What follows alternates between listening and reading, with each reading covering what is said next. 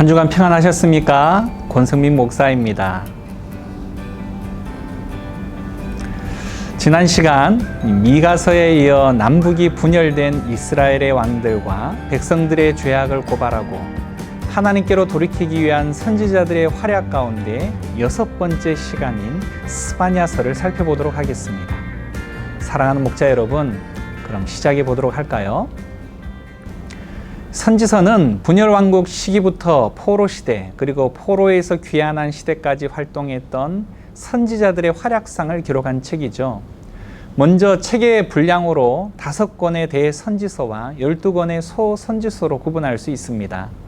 오늘 우리가 다루는 스바냐서는 책의 분량상 소선지서에 해당되어집니다. 총 3장과 53절로 구성되어져 있죠. 하나님이 숨기시다라는 의미의 뜻을 가진 스바냐 선지자는 남유다 왕국의 마지막 선지자입니다. 스바냐는 히스기야의 현손, 아마랴의 증손, 그다랴의 손자, 구시의 아들이죠. 세 사람의 이름은 익숙하지 않지만 히스기야가 우리가 알고 있는 유다 왕이 맞다면 스바냐 선지자는 왕족 출신으로 추측할 수 있습니다. 스바냐의 활동 시기는 예레미야와 거의 비슷합니다. 스바냐는 유다가 악한 왕의 대명사 므낫세의 55년에 걸친 장기간의 통치를 벗어나 아몬 왕 이후 의로운 왕 요시야 시대의 사역을 시작하는데요. 그의 예언은 요시야 왕의 개혁 사상에 많은 영향을 미친 것 같습니다.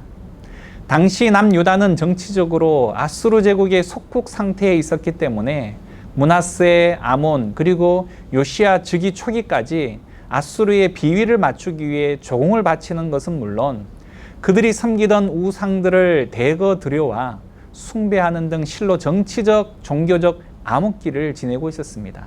그런데 요시야 왕은 아수르로부터 독립을 선언하고 하나님의 백성으로서의 신앙을 회복하고자 예루살렘을 중심으로 하여 남유다 전역은 물론 이미 멸망한 이스라엘의 땅에까지 대대적인 종교 개혁을 하게 되어집니다. 요시야 왕이 뒤늦게 영적 개혁을 단행하지만 이미 유다가 영적으로 너무 오랜 기간 타락해 있었기 때문에 하나님께서 유다를 멸망시키기로 작정하신 계획을 변경시키기에는 너무 늦어버렸습니다. 교만해진 요시야 왕은 결국 예루살렘과 바벨론이 피할 수 없는 전투를 치르게 하시고는 그도 비참하게 전사하고 맙니다. 이렇듯 스바냐 선지자는 대부분의 유대인들이 더 이상 하나님을 예배하지 않는 시대에 살았죠. 그들은 열방의 신들을 숭배했으며 심지어 그 신들의 분노를 누그러뜨리기 위해 자기 자녀를 제물로 바치기까지 하였습니다.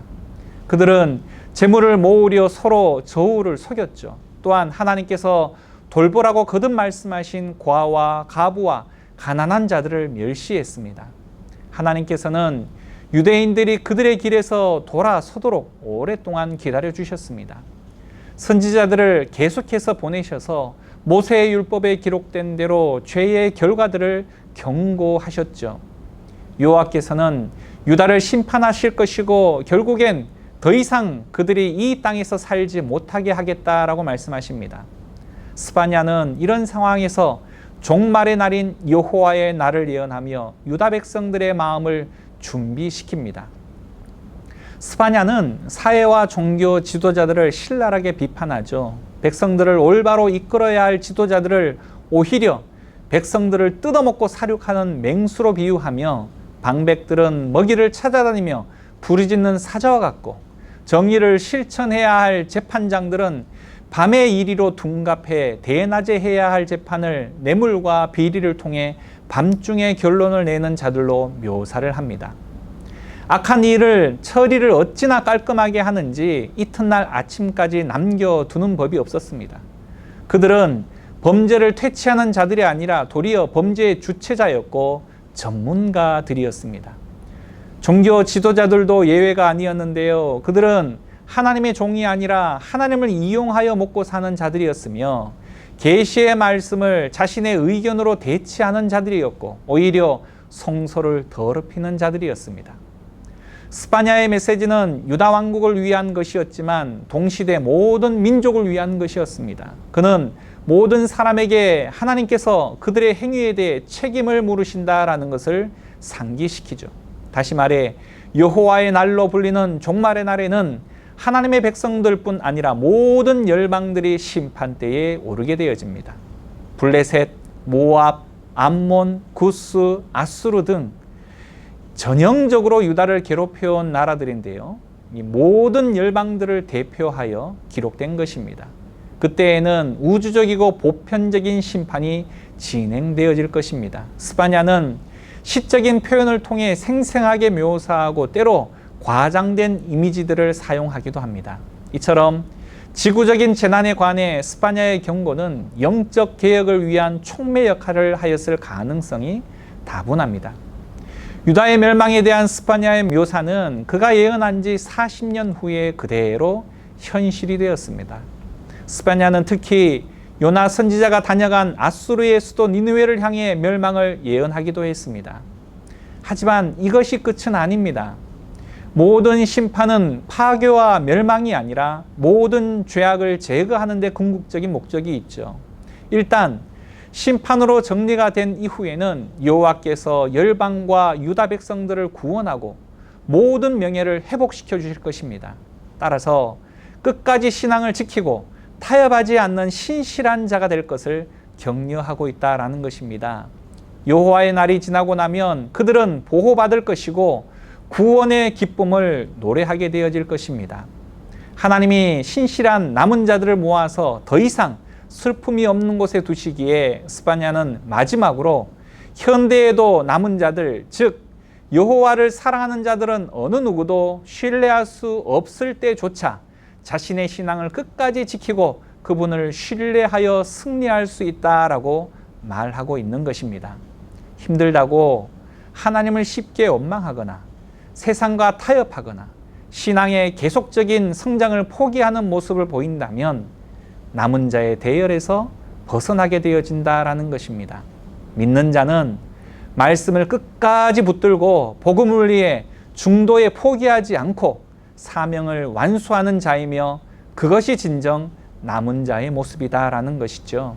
이렇듯 스파냐는 유다 백성들에게 여호와의 날을 준비시키면서 구원의 희망을 잃지 않을 것을 격려하기 위해 쓰여진 것입니다.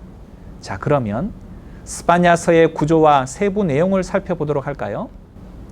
스파냐서는 구성이 있는 이야기가 아니라 시로 쓴 예언입니다. 1장부터 2장 3절에 이르는 내용은 예루살렘에 임할 심판에 대한 부분인데요. 예언자들의 예언에 전형적으로 나타나는 것입니다. 창세기 1장을 뒤엎는 충격적인 내용으로 시작을 하게 되어지는데 하나님이 지으신 선하고 질서 있는 세상이 무질서와 흑암과 혼돈으로 돌아가 다시 사람이 살 수 없는 것이 되고 결국 예루살렘의 멸망의 이유를 이것을 통해 설명하고자 한 것입니다. 온 성읍에서 가나안 우상을 섬기는 모든 제단은 파괴될 것입니다.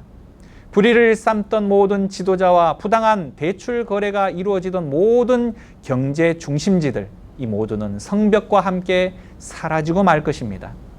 스파냐는 이처럼 마치 종말론적인 모습들을 통해서 앞으로 일어날 일의 심각성을 표현하려 했는데요. 이들은 모두 예루살렘을 파괴하러 쳐들어올 큰 군대를 가리키게 되어집니다. 이제 2장 1절부터 3절의 말씀은 남은 자들의 소망을 다룹니다. 예루살렘이 심판을 피할 수는 없겠지만 스파냐는 그곳에서 주님을 찾을 겸손한 자들을 불러 모은다라고 말합니다. 그리고 그들이 충성스러운 남은 자들이 될 것이라고 말하죠. 회개함으로 심판을 피할 수도 있을지 모른다고 말하면서 말이죠. 2장 4절부터 3장 8절은 열방과 예루살렘에 임할 심판을 다룹니다. 결국 또다시 임할 열방과 예루살렘에 임할 그 심판에 대해서 말하고 있다는 것이죠. 스파냐는 시야를 넓혀 유다 주변 나라들까지 주목을 하는데요. 블레셋, 모압, 암몬, 심지어 아수르까지 말이죠. 그는 그들 모두의 부패와 폭력과 교만을 질책하면서 그들 역시 바벨론 앞에 멸망할 것이다 라고 말합니다. 그리고 이 부분 마지막에 예루살렘의 이스라엘 백성도 포함된다라고 말합니다. 이스라엘 지도자들과 선지자들 그리고 제사장들이 너무나 부패하고 폭력적이며 하나님으로부터 멀어져 있어서 하나님은 그들을 더 이상 그분의 백성으로 여기지 않으시겠다라고 말씀하시죠. 그리고 하나님의 마지막 결정으로 끝이 나는데요. 하나님은 예루살렘을 비롯한 모든 나라를 모아 그분의 불타는 진노를 쏟으시겠다라고 하십니다. 하나님의 공의는 소멸하는 불이 되어 온 땅의 악을 삼킬 것입니다. 그러나 하나님의 심판에 타는 불은 사람들을 멸망시키기 위한 것이 아니라 오히려 예루살렘을 포함한 모든 열방을 정결하게 하시기 위한 것임을 발견하게 되어집니다. 이제 3장 9절로 20절까지의 말씀은 열방과 예루살렘의 소망에 관한 메시지인데요. 하나님께서 반역하는 나라들을 치유하고 변화시켜서 한 가족이 되게 하시겠다라는 말씀입니다. 정결하게 된 그들은 악으로부터 돌이켜 여호와의 이름을 부를 것이고요. 이 모습들은 하나님께서 아브라함에게 하신 약속, 다시 말해 모든 민족이 너로 인해 복을 얻을 것이라 라고 하신 그 약속의 성취를 암시합니다. 물론 예루살렘을 포함해서 말이죠. 이 책의 결말은 하나님의 심판 너머에 여전히 남아있는 열방과 예루살렘의 소망에 관해 이야기를 하는데요. 무엇보다 모든 민족 가운데에서 예루살렘이 회복되는 것에 초점을 맞춥니다. 하나님은 회복된 이 도성에서 하나님의 자비로 인해 낮아지고 변화된 신실한 남은 자들과 함께 거하시며 그들에게 노래하며 기뻐하라 라고 하십니다. 이어서 스파냐는 놀랍게도 하나님도 노래하고 싶은 시인이라고 묘사를 합니다. 너의 하나님 여호와가 너의 가운데에 계시니 그는 구원을 베푸실 전능자이시라. 그가 너로 말미암아 기쁨을 이기지 못하시며 너를 잠잠히 사랑하시며 너로 말미암아 즐거이 부르며 기뻐하시리라 하리라. 아멘. 이 책의 마지막 시는 하나님께서 버림받고 가난하며 상처 입은 자를 그분의 가족으로 불러 높은 자리에 앉히시는 매우 인상적인 모습으로 마무리가 되어집니다. 이 짧은 책은 모든 선지서들이 말하는 하나님의 공의와 사랑을 매우 강렬하게 표현하고 있는데요. 그 목적을 말씀드릴 것 같으면 하나님의 공의는 이 세상을 인간의 악과 폭력의 공포로부터 보호하고 구하시려는 그분의 열정과 관련이 있는데 하나님은 인간이 서로에게 그리고 그분의 세상에 행하는 끔찍한 일들을 용납하지 않으신다는 것입니다. 하지만 심판으로서 이 세상을 회복시키고 사람들이 안전과 평화 가운데 번성할 수 있게 하시는 것은 바로 그분의 사랑 때문입니다. 그래서 스파냐는 공의와 사랑이라는 하나님의 성품의 두 측면을 모두 붙들도록 우리를 이끌고 있죠. 그리고 우리로 하여금 이 두 가지가 함께 세상에 소망을 품고 있음을 발견하기를 원하십니다. 여기까지 스파냐서였습니다. 다음 주 영상은 하박국입니다. 많은 기대 있으시길 바라겠고요. 강의를 보시고 난 느낌이나 제안사항은 이 댓글로 달아주시면 감사하겠습니다. 지인들과 함께 나누시면서 말씀을 더욱 가까이 하실 수 있기를 소망하며 한 주간도 건강하시길 바라고 시청해 주셔서 감사드립니다.